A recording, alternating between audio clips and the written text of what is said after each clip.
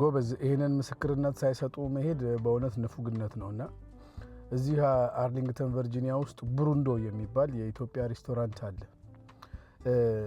ልጄ ራት የምንበላው የኢትዮጵያ ሬስቶራንት ብሩንዶ የሚባል ቤት ነው አለችኝና ይዛኝ ሄደች። በተለይ ትንንሾቹ ኢትዮጵያ ሬስቶራንት ሲባል አይወዱም፣ አንደርስታንድ አደረጋቸዋለሁ። በግድ ይዘናቸው ሄድን። ከዛ ገባን። ቤቱ ጤም ብሏል። አንድ ወንበር ብቻ ነበር የነበረው።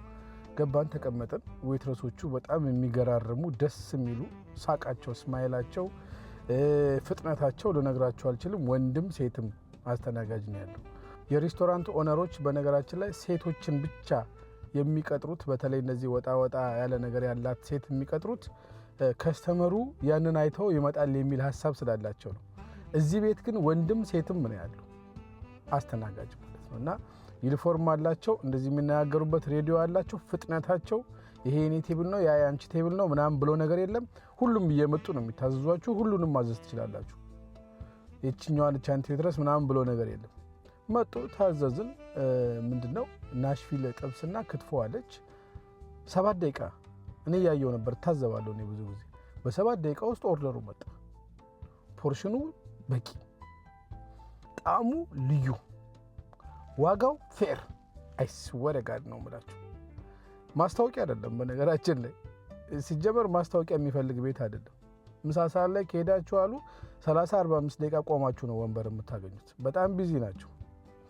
ልጆቼ የመጀመሪያዋን ብቻ ነው ያጎረስኳቸው። ከዛ በኋላ በሁለት እጃቸው ነው የበሉት።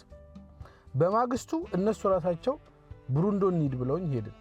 ሁለተኛ ቀን ራት ማለት ነውና በጣም አሪፍ ቤት ነው በእውነት። እግዚአብሔር ይስጣችሁ። እንደዚህ ያማረ እንደዚህ የጣመ ፌር የሆነ ፕራይስ ያለው አሪፍ የሆነ መስተንግዶ እንደዚህ አይነት የሀበሻ ቤት ስናይ እናበረታታለን።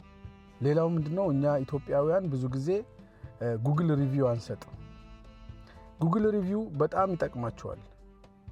የሆነ ነገር የጎደለ ያነሰ የተበደልን ሲመስለን ብቻ ኮምፕሌን ለማድረግ ብቻ ነው ጉግል ሪቪው ላይ የምንገባውና አንዳንዴ እንደዚህ አይነት ቆንጆ ሰርቪስ ሲሰጠንም ጉግል ሪቪው ላይ እየገባን ሪቪው እናደርጋቸው። በጣም ይጠቅማቸዋል። ይሄው ነው። መልካም ቀን።